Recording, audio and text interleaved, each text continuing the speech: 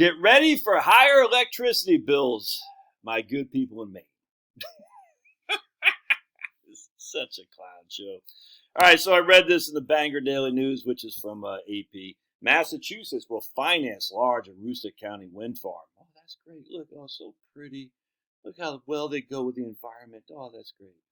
Massachusetts intends to finance up to this is just Dateline just yesterday, 21 hours ago, which today is the 4th.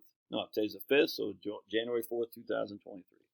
Massachusetts intends to finance up to 40% of a wind power project in far northern Maine. Way out there. No one's out there anyway. Potentially giving the state the partner it needs to make the project a reality.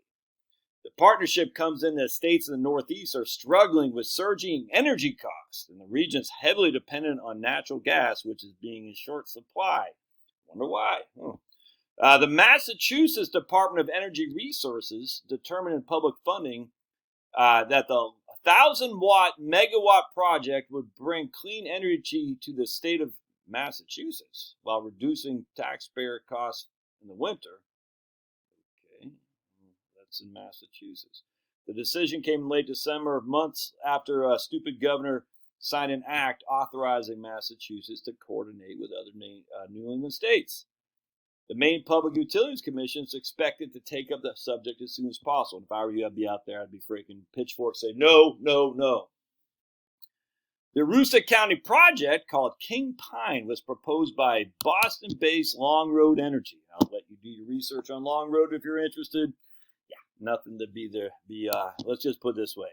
I would be hesitant to think these guys have your best interest at hand. That doesn't mean they're out to get you. I'm just saying, man. This is an asset management firm pretending to be energy. And the reason they do that is because asset management, and since 1980, the entirety of our American economy is built on finance, not on manufacturing. Not on productivity, just on finance. And Long Road Energy is a financial company masquerading as an energy concern. So let's see. They said it would bring the King Pine would bring power to tens of thousands of homes, but it needs a financial commitment from an outside entity to make sure the costs remain as low as possible, and the outside entity is going to be the taxpayer. The project has found that partner in Massachusetts, says your stupid Maine Senate President Troy Jackson. The state's commitment will also help finance the Northern Maine transmission line, which is needed to distribute the power. Northern Maine transmission line? Didn't we just recently go through this? Something? Didn't we just reject the Hydro-Quebec deal to bring transmission lines from Quebec through Maine to Massachusetts? A proposed power line would carry Quebec-made hydropower to Massachusetts for 20 years. And we dealt that a blow by rejecting that 60-40. Much higher than stupid Janet Mills. I don't know what the race was. I don't think it was 60-40. The line is already under construction, but non-governmental groups in Maine have gathered signatures needed to force a referendum, which we won. Weird. And yet, this guy right here is saying the project has found the partner, but will help finance the Northern Maine transmission line. These guys don't stop, people. Evil doesn't stop. So here's your stupid Senate President. Massachusetts' commitment to provide financial support for the proposed Northern Maine transmission line marks a critical step in the right direction. And it can provide reliable homegrown energy to the good people of Maine. The project follows the creation of the Northern Maine Renewable Energy Development Program, which the state established to better promote clean energy in its vast rural north. No one's up there. Supporting the project's development. See, this is just like the press release. The benefits of clean energy and associated transmission. If it says transmission, that means transmission lines. Towards meeting the Commonwealth's, that's Massachusetts, goal of decarbonization. Why should Maine sacrifice their land for the Commonwealth of Massachusetts decarbonization? Right.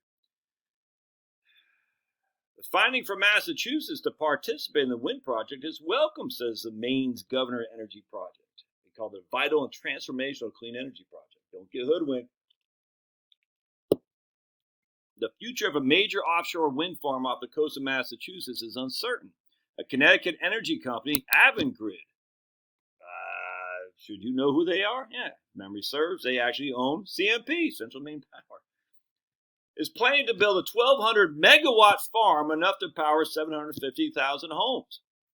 But company officials asked the state to dismiss the power purchase agreements because they felt they could no longer obtain financing to build the project due to the state of the economy and rising interest rates. Avangard now wants to revise its bid for the project and resubmit it in the state's forthcoming offshore wind. All right, so I want to talk about this a little bit. 750,000 homes. This is basic math. All right, so 750,000 homes. The average household in the United States consumes 11,000 kilowatt hours of electricity. So we take 750 times that by 750,000 times that by 11,000 kilowatt hours of electricity. That gives us 8.2 billion kilowatt hours of electricity that the average household, that those 750,000 households will consume over the course of the year. All right, divide that by 365. We need 22 million kilowatt hours. That's our consumption on a daily basis. Those 750,000 households will consume 22 billion kilowatt hours of electricity. All right, and then we just go to our trusty calculator. We say how many megawatts is that? That's 22,000 megawatts. We're just going to round up 23,000. All right, everybody with me so far? So we need 23,000 megawatt hours of electricity produced to equal our 23,000 megawatt hours of consumption. We can't just get energy from nowhere, electricity from nowhere. It's got to come from someplace. So we've got to produce 23,000 megawatt hours a day to equate to the 23,000 megawatt hours of consumption. Hope that makes sense. All right, so now we're going to go back to this right here. They're trying to build a 1,200 megawatt farm. All right. That's called nameplate capacity. So I can't believe that people fall for this stuff still. So we're going to take 1,200, because that's what's producing supposedly at any given moment in time. We times that by 24. That will give us about 29 megawatt hours of production, assuming it's 100% capacity. And it's just not. So let's look at an example. If a 5 megawatt wind farm, if it produces power on an average of 2 megawatts, then its capacity factor is 40%. You can see right here, I just did a thing, I think the average capacity factor for a wind farm is between 25 and 45. We'll split the difference and say 35, all right? So now we're going to go back to, here. We're going to say the average capacity factor is 35. That would give you 420 megawatts. And if you times that by 24, that would give us 10,000 megawatt hours a day. And we need 23,000 megawatt hours a day. So it's just this fake. It's insane how many people fall for this crap. All right, so now I want to go to this one right here. Lies my wind developer told me. This post was based on February 5th, 2022 speech by Kevin Martis at Montclain County Citizens United Big Wind Go Home rally in Truffant, Michigan. Wind developers are not a reliable source of information even when devising a wind ordinance. They will say whatever it takes to get their projects approved, even if they contradict themselves in the next town over. And so right here, I'm just going to start with this one. Shifting setbacks. I've been involved in wind energy land use regulations since 2009 when a wind project was proposed for my southeast Michigan township. There were two developers, Exelon and Dewey. At the time, I was still planning commissioner for the township. Only a handful of turbines had been erected in Michigan, primarily in Huron County, and they're relatively small, 390 feet tall, as opposed to the 600 ones that we see today. At one particular hearing, both Exelon and Dewey Wind presented their recommendations for regulations for wind industry. The Dewey salesman said he wanted 1,000-foot setbacks from homes for the turbines and a 55 decibel, whatever that is, noise limit for the turbine noise. That noise would be measured at the homes, not the property lines. Then acoustic consultant Peter Goldberg spoke on behalf of Exelon. He said, we really need a 1,320-foot setback, and the decibel should be no more than 45. I asked him if he was prepared to state for the regulations his competitor was recommended were unsafe. He goes, yes, I am. But a few months later, Goldberg was in Mason County, Michigan, working on behalf of the Consumers Energy. And there he supported noise limits and setbacks for the project that he just proposed unsafe. But Julie wind. Lesson learned. Wind developers, not reliable. Our former county commission in my township, a farmer stated wind is subject to the Right to Farm Act because it's a wind farm. That's what they were trying to say. A county commissioner, a farmer said that. Turns out this is not true now. It was not true then. But developers and their leaseholders continue to make this claim to this day. Wind is subject to the Right to Farm Act. No developers, solar developers have picked up that theme as well. Another lesson learned. County commissioners are not always a reliable source of information when tax revenue is at play. Federal control straw man. Then we heard the leaseholders start the chant. You better let the developers have their way with you, or the state of Michigan is going to take away the power to regulate wind development. I first heard this mantra in 2009 and hasn't stopped. Not for wind or solar. I even went so far as to have an amendment added to the 2016 state energy bill that reaffirmed local control of wind development, irrespective of renewable energy mandates. But the lies persist. The state is going to take away your right to regulate if you don't give in. So like someone saying, you better let me physically assault you today, because if you don't, the state might legalize my assault in the future. Crazy. A third lesson, leaseholders are unreliable sources of information, especially when there's money to be made. Yeah, exactly. And that's because you'll never learn the truth from a person whose paycheck depends on being ignorant. My term was expiring as a planning commission member. The town supervisor had it in for me, and he would not reappoint me, even though the rest of the planning commission and many citizens supported my appointment. As a result of the experience I just shared, I knew that our township folks needed to be better informed about the negative impacts associated with turning a tired township into a 50 or 60 tall power plant. So I reached out to a number of folks, and we had our first meeting. A dozen or so of us met.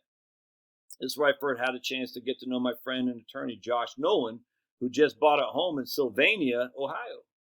His back property line abutted the Riga Township. He and his entire subdivision were going to have turbines in their backyard. And as attorney, he advised us to incorporate as a group out of fear that Exelon or Julie or Consumers Energy would sue us for opposition. As it turned out, that risk was fairly low, but we took the advice anyway and created a new entity. Developers often make a big deal about our organization having the word interstate in it. In their minds, it's proof of a national collusion and funding. Okay. Our first action was put together an informational meeting for our community. At our own expense, we brought in independent experts on property values, noise, energy policy, and legal issues. Word got around, and we had more than 300 people attend. Many traveled across from Michigan, including farmers from the Thumb area. It was at this meeting where I first met my friend Carrie Scheineldecker from Ludington, who later moved out of his home due to the wind turbine noise. The same noise that Peter Goldberg had pronounced safe. Their meeting, this group guy's meeting, took place during a snowstorm. Local union toughs came to picket our meeting. They lied to the people at the parking lot. They told them that the meeting had been canceled due to snow. We had to call the police to remove them. But we had two last-minute additions to our speaker that day. There were a couple from DeKalb, Illinois, the Hulthen family. They drove 5 hours each way in the storm to warn us was like living near a wind farm. I will never forget Stephanie Hulthen weeping as she talked about perhaps have to move out of their beautiful new home because of turbine noise. They play a video of the turbines and the sound they make when they're iced up. Our township clerk said to Stephanie, they told us the turbines shut down when they get icy. And Stephanie said, yes, they do. They told us that too. The other surprise visitor was Kelly Alexander. He showed up unannounced. He had driven all the way from Mackinac City to speak to us. You see, he lives near the two small turbines you see at the Mackinac Bridge. He said the turbine noise drove him crazy. His local developer mocked him when he complained. After he told his brief story, he got into his truck and drove 5 hours back home in the snow. They would not take any pay for the travel expense. And that is when it clicked. Who would drive hours out of the way in bad weather for free to warn us about wind turbines? If they're lying, no one would. Ultimately, our township adopted reasonable regulations for wind development. Okay. And I want to finally, we'll close this off with a little arithmetic for the cost of a solar-powered grid without fossil fuel backup. And this is just for solar power. I'll leave this. It's the same thing when you talk about nameplate capacity, capacity factor. It's if you don't know the math, you're going to get suckered into this. And I'm just telling you, most people will because they just don't want to take the time. They see the pictures of the panda bears, the beautiful green in the wind turbine. It's just, I'm telling you, man, don't fall for it, Maine. Don't fall for it. You batted these guys down before. That was with hydro. Hydro is already being developed in Quebec, so there's nothing there other than to remove some trees and whatnot through the beautiful forests of Maine to get it to Massachusetts. Don't let these guys fool you into wind turbines. Get out there and protest, man. I cannot stress this enough. Love your thoughts. We'll see you.